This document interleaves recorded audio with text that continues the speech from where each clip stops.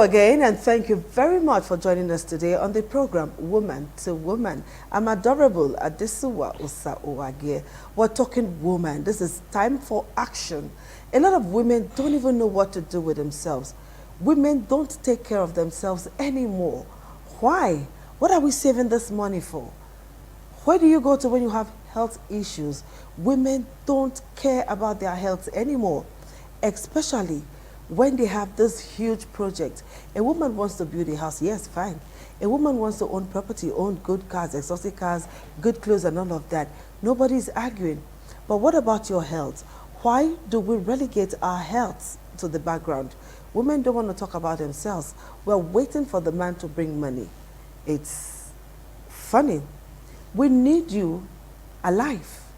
That is why you must, as a matter of urgency, make your health a priority. In fact, we're going to declare state of emergency on that issue very soon. All right, so we're going to talk about the woman's health today. Why should the woman take care of herself? Why is it very important, I say, for the woman to be healthy? Ronke Ojekere, she is the founder of Sotawaka. She will tell us what it means.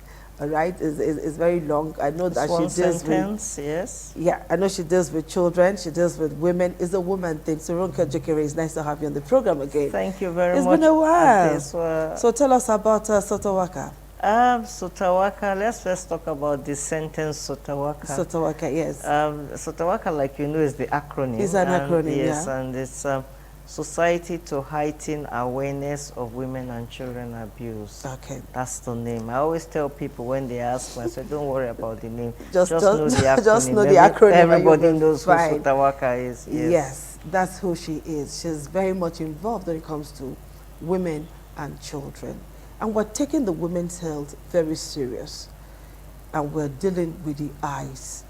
We're beginning to see a lot of women out there who have issues with their eyes, and they are not doing anything about it. Rather, they will go and slice onion and put in their eyes. Some will look for a breastfeeding mother. Please, give me some of the milk. Let me put in my eyes. Yes. And then some will just, I saw you with red eyes the other day. What medications did you use? Without actually going to see a doctor or going to see a professional to ask. No? Let me use what my sister used. Can actually blind you. So Ronke Ojekere, you're taking this course of fighting for the woman's eyes very serious. Tell us about it. You just said to me you hadn't seen me in a while. Yes, you hadn't seen me in a while because we have been in a rural community in Akoko Edo where we are doing preventive eye care measures. We're looking at the women and the children, which is, like you know, our core area of focus. And they're vulnerable but also too. We have also added the youths and men and the aged. You said exactly what we heard when we went out to do a study of this issue, and I was stunned that in this modern day, women still believe in looking for breastfeeding mothers to put a tot of breast milk in their eyes. Some say it makes the eyes whiter. Some say it kills the worms. Some use ogogoro. There's so many things, and you kind of ask, how did you learn all of this? You know, it's something that has been even from ancient of days. And that's why women are losing their eyes. Women are not caring for themselves in general. A woman would rather not wear glasses and squint because she believes that when she starts to wear glasses, her eyes starts to sink to the back, and soon you will only be seeing the socket. The kind of things we come up with, you know, and they don't know that when the earlier you start to take care of your eyes, the better it is. After a certain age, I tell women that after age 40, definitely you will not have that 50-50 vision that you ought to have. You know, so that's why we have this taking that sensitization, you know, to the grassroots community to start to talk to everybody, children, women, men, the youth, about the need to care for their eyes. And in addition to that, wherever we find anybody who has complete issues with their eyes, we get the ophthalmologist, of the optician and all of that, to optometrist, to have, yes, it's a total package that we are doing. Okay, now let me ask you this question. Why is it difficult for women to access medical care? Why is it hard for them? Even when everything is available, yeah. You know, this issue that women should be relegated to the background, I think that has actually played a major role in why women do not take their health issues seriously. You know, some will tell you, where's the money going to come from? Even when the woman has money. Even when the woman has money. There are other things that she has interest in. A woman, you can find a woman who's going to buy jewelry and buy shoes and all of that. But when you say to her, why don't you go and do a complete medical to know how fit you are, you know? And they start to ask you, how much is that going to cost me? And when you now start telling them, okay, 5,000 naira, in this modern day, it's going to cost me 5,000 naira, let alone when you now start telling them 25,000 naira, then they will shout, where am I going to get the money from? Even when it is free, they are always too busy to make themselves available for such issues. That's why men are cashing in on things like that. Does the woman need reorientation? Or do we have to rearrange our way of thinking? Because sometimes it beats me hollow.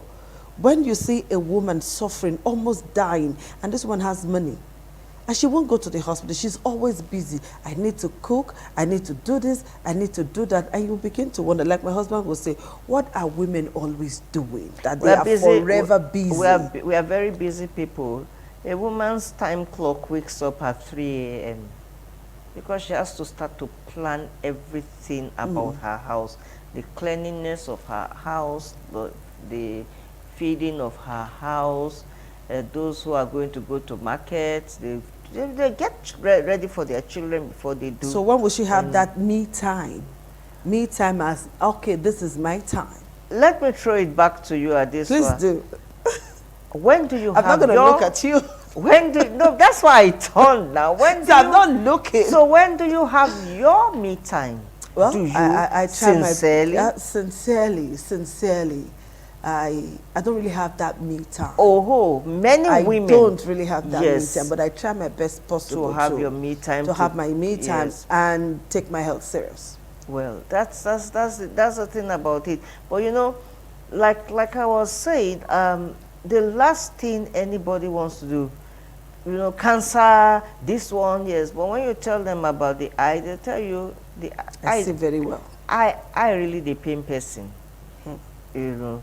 And many people in the rural community never really had access to eye care. Perhaps they don't even know. Like many of us did growing up. When your mother sees you squinting, she's automatically asking you what's happening to your eyes. Some, you know, you say, oh, my eye feels like there's plenty of sand inside of it. You know, then your mother starts to know that there's something going wrong with your eyes. But in the rural community, they will just tell you to take scoop water in your hand and then rinse. And then hold it there. I find myself doing it at times. I find myself, when my eye starts to itch, I just take water and I do all of that. I do that. And do you get some relief? I get relief. I do that because But the I grew relief up- will be only temporary. I grew up with my grandmother in my house, and I saw my grandmother do so many native things, you know, and it was when the thing is not Working. easing out that you find me telling my mom that my eyes are itching and all of that. And in the rural community, who are they going to talk to? Even if they are going to talk to anybody, like we have come to realizing, they have to go distant of miles to even access an eye clinic. And even when you access the eye clinic, how many? One? That's fair. And then maybe you have just one ophthalmologist or an optical nurse. The other day I was talking to somebody and the person said that, well, in their clinic, they do not have any eye doctor, whether ophthalmologist or optician or optometrist or just anybody that does anything with the eye. And the women were like, they were almost losing their eyes. The person called into my health program on radio and I was like, so what do we do? No, but if you go to the Why rural, is the awareness so if you go low? to the rural, maybe it's in Oredo, maybe here, the city, that you would say, okay, that we have Stella Obasanjo, we have UBTH, we have the specialist hospital where we have people, you know, who are trained for it. But many of the PHCs, like the PHCs where we are working, the 3 communities where we are working, they don't have any such things. You just have probably 2 community health workers in the place, running the place. And what time, or if I studied optometry and I finished school, am I going to be looking to going to the rural area, a rural community? So one of the things that we are telling the local government chairman is, you know what? After all of this, we want for you to at least get one youth corper who is an optometrist to remain, try and source for. Because by the end of our project, we will be leaving an equipment in one of the PHCs. And who's going to run it? Who's going to man that thing, for heaven's sake? Are we just going to leave it there and just leave it because we said we want to leave? No. So one of the things we're advocating for is that, you know what, these community health workers are going to be trained. We will not train them. You understand? But at least they should be able to yes, they should be able to. women. Yes, they should be able to say, you know what, you have this level of eye problem, and where they see any serious eye problem, they refer out. Okay. But then we do need somebody to man the equipment. Okay, aside that now, how do you get the woman to come? Because women, like we said before, will not come out, particularly those in the rural areas. I've had cause to be in one of these rural areas, and I know how difficult it was to get 10 women to talk to. Others are like, what did they do there? I beg, I they go farm. The other one, I they go do this. The other one, I they go do that. You just took it out of my mouth. We had a community sensitization, and we know how long it took us to wait for these people. So how many women did you get? Well, we got, I was just counting yesterday because I was looking at the pictures, 12 women. Just 12? Just 12 women. Just 12 women. Is it a societal problem or the woman's problem? Why women don't come out? Because sometimes you hear women dying from one preventable ailment or the other. Exactly. And then from research we discovered that they did not present early enough.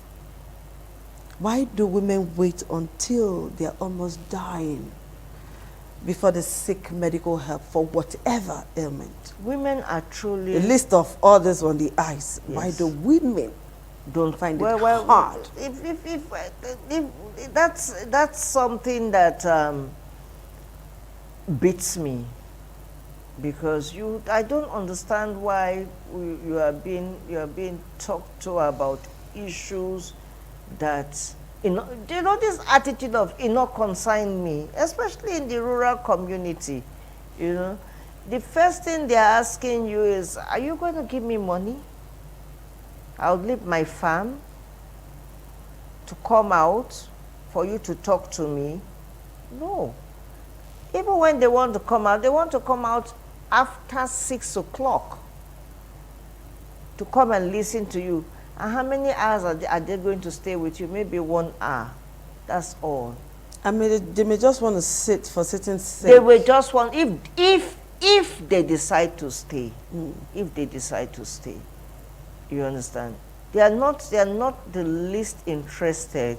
We have done community sensitization about all of this, and you would expect. But if it's election time, the women will come out. Yes, because of that dancing and that 500. I tell you what, 500 naira is a lot of money to some women. They will come out, but not to vote for women we anyway. We got, you see, when we had our second outing, we got more, well, did we really get more women? Maybe we got 15 or 16 women, all right, because we had broken it down into categories. So we were expecting X number of women from a community, all right? And why did they come out? Because there was Naira and Kobo attached to that activity. But when we had the first activity, which had to do with a community mobilization, the women didn't because care. we're not going to give them. Is it the level of poverty or education, or they go hand in hand? I think they go vice versa. Two of them go like this, If you are educated in the rural community and you do not have money, nobody wants to listen to you. They will ask you whether the Turenchi that you are speaking, whether that is what is going to put bread and butter on their table, whether that is going to look after their children. But when you say to them that, you know what, something like this eye issue, I think you should come to listen to it, because who sees the child first? The mother. The mother. And when a child starts to have issues about the eyes, right, starts to present symptoms that is showing that my child has eye,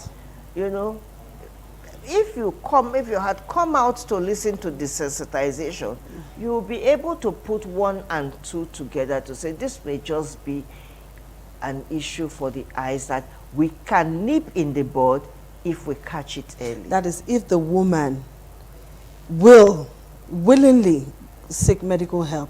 Otherwise, she will use breast milk. Yeah. Use onion, use bitter leaf, use alcohol. I told you that when we were talking with women, when we were doing our research, these were the things we found out. And when we asked why, madam, you know what, we'll have to travel from here to here. And then we don't even have the facility here. They will still tell us to go to here. And they're not ready for all that. They say all that money, everything boils down to money. All that money, why should I waste money? I will go good. I will go bad. Those are the kind of things that you hear. And it takes a lot. That orientation, we need to continuously teach them woman that, listen, this is the eye issues like cancer, like any other ailment, are things that if you catch early are treatable. But like you said, and like we all know, these issues will wait until it is too late. And then you now start hearing, had I known, for those who will say, had I known. Okay, we're talking about rural women now. What about the women, the so-called elite and the ones in the urban areas? They're even worse off. True. Because I was talking to somebody recently and said, why are you squinting? You need glasses. No, I never old. I said, who's talking about being old? You need glasses. I use glasses. I know you use glasses, but it does not take anything out of my age or reduce it either. You need glasses. And she vehemently refused and said, it's not my portion. It's not my portion. Whose portion is it? Your portion, my portion? I don't get it. I think we are wired somehow. We are wired in a very difficult way. Well, that one of wearing glasses, I told you, and that is something that I have always told people. I said, they say they don't want their eyes sunk in this, and I tell people that I started wearing glasses from age 10. My eyes are not at the back of my head yet. I think we have this misinformation. I think it is the information. We need to start to educate. When there was somebody I was talking to, and I think I went somewhere and I didn't have my glasses, and I said to myself, my day is useless. And she said, why? I said, I don't have my glasses on. If you do, I said, no. And the next thing I heard her say, oh, you are jebotas, that they started checking your eyes when people were small children. I couldn't relate it. What has a jebota got to do with the fact that I cannot see without my glasses? And that day I had to tell her that I'm not exactly a very young woman, just in case you don't know. You know, just that I do not want to wear bifocals. I want to be seen to be wearing reading glasses because I only need reading glasses. But wherein I now start to need glasses for sight and for reading, trust me, I'm going to do that. But for now, I just need reading glasses. You understand? And those are the things, you know, it's something that we must continuously talk about. Women will say, the least of my problem is my eyes. But, you know, if you tell them that you have a D&G sunglasses, they'll buy. They'll buy. One lady told me, I will not wear glasses if it is not the fashion glasses and all of that. I said, you know what, it's not the frame that is the glasses. It is the bottle or the plastic that is put in it. So if you wear D&G and wear Gucci and you wear that, and I take my common plastic glasses, it is the effectiveness of what is in that frame that matters to me. It is not the frame. People whether it's looking, Gucci, which governor was it that the wife had these very expensive glasses and nobody, like sunglasses, and nobody was looking at the woman. They were busy taking the photograph of that very expensive frame. That's not what I want. When I want to wear glasses, I want to wear glasses because it is a glasses that had been recommended by a doctor that specialized in eye care. You know, funny enough, there are so many NGOs about, you know, so many NGOs that come out to say, okay, we are for women, we are for children. But you just say them once, twice, and you don't see them anymore.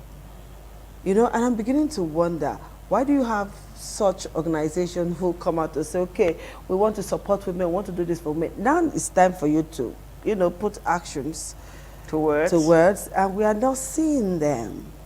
I always tell people that the establishment of an NGO is not for short distance runners. As for long distance, you would run and run, not just relay race of 100 meters. No, it is, you know, you have to run that very race. Long time. One. Two, it is the passion. It is not the naira and kobo in it. It is the passion. It's a passion to help. Do you have a passion? Do you have enough to drive you? If you don't, after some time you get burnt out. Anyway, you're doing very well for women and children. We see you, and each time I see your post on Facebook and all of that, I say, oh, how many have made you cry lately? So, oh, a lot have made me cry. A lot have made me cry because some of us women don't even know where to draw the line. We take our health for granted. We take our marriages for granted. We take our children for granted. We take everything for granted. We take every single thing for granted. Yes, we do. So, are you alone in this, Ronke? In the struggle for in the women. struggle for women to get their sight right. Well, I'm not alone in all of this. I have people who have sponsored me. Aha, because sometimes, okay. Yes, I will not fail to mention it, you know, Okay. because it would not be right that you have people who have put out their money Okay. to say to you, you know To what? save the woman.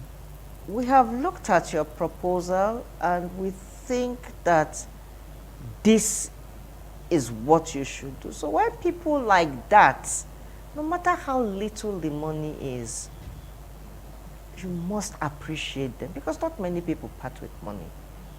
Not many. You looked at my chest just now and you said, wow, yeah, yes. It was courtesy of an organization. And when you see such people who are God sent, then you now appreciate them. Okay. You understand? All right, so what are you going to say to the woman now as we round off? Because for today I'm talking strictly on eyes and your general well-being. I tell you what, without the eyes, your world is not a world. Yes. So because I also appreciate the fact that the eyes is something that we need, I would ask women, in addition to taking care of yourself, take care of That your is, eyes. if they will take care of themselves. Don't wait And until just pile up money, pile up money. We have this way of saying, husband money, they sweet. You know that kind of a thing. Husband money na they our sweet, money. and you don't want to spend your own money. husband money na our money. You don't say But your own money is my your own money is my money. All right. Thank you very much, Ronke, for finding time to be with us. All right, woman, it's now in your hands to take care of yourself. Nobody will do that for you but you. We'll see you again on Woman to Woman. Bye-bye.